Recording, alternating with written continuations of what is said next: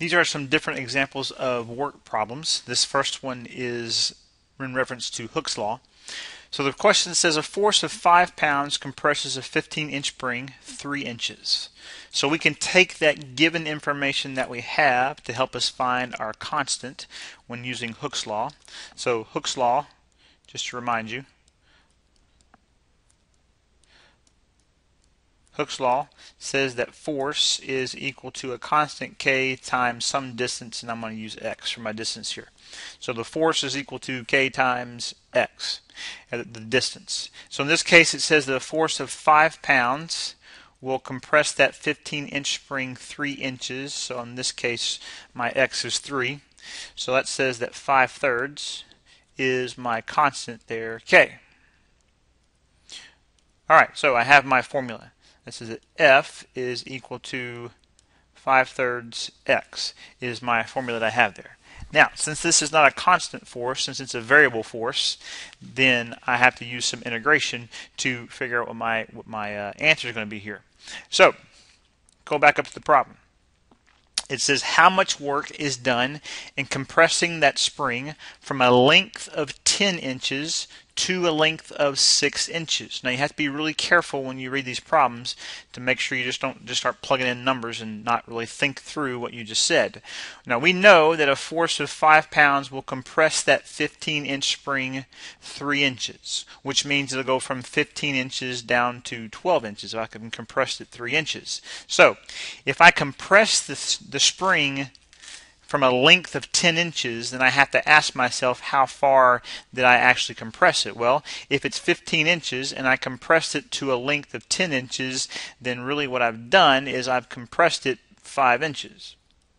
And then if I compressed it from 15 inches down to 6 inches, then how far I've compressed it is 9 inches.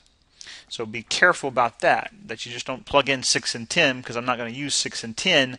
I'm going to use 5 and 9 respectively, because that's how far I've compressed it. If the length is 10 inches, I compressed it 5 inches. And if the length of that spring is 6 inches, then I compressed it 9 inches, because that spring was 15 inches to start with. Alright, so now I have everything I need to find the work. So my work done here, by definition, is the integral from a to b of capital F of x dx. That's my definition for work. So in this case, work is going to be the integral. Now in this case, I'm going from 5 to 9, as we talked about back up there, because we compressed it from 10 inches to 6 inches. So the length that we compressed it 5 inches, and then we compressed it 9 inches. And I want to know how much work is done in compressing it from 5 inches to 9 inches. And then f of x was 5/3 x, all that dx.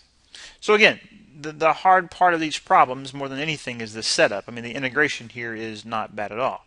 That's going to become integrate x, that's 1/2 x squared, so this is going to be 5/6 x squared, and we're going to evaluate that from 5 to 9.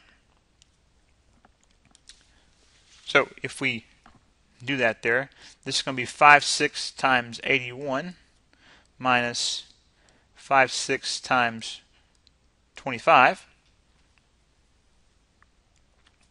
And so we do the math here. So 5 times 81, that's going to be 405 over 6 minus, and 25 times 5 is going to give me 125, so that's going to be 125 over 6. So 405 over 6 minus 125 over 6, so 5 minus 5 is 0, and then 40 minus 12 is going to give me 28. So that's 280 over 6, and we could reduce it. We don't need to reduce it. It's fine. We can just leave it like that. If you want to reduce it, reduce it.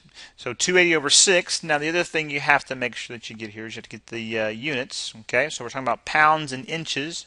So if we're talking about work, this is going to be 280 over 6, or like I said, if you want to reduce it, might as well. So if we reduce that, that's going to be 140 over 3. That's going to be 140 over 3, reduce it by 2, and in this case it's going to be inch pounds. And again, if your answer needs to be in a different unit in terms of foot pounds or whatever, then you can convert that to foot pounds, but there's nothing wrong with keeping it as 140 over 3 inch pounds. So again, Not a hard setup.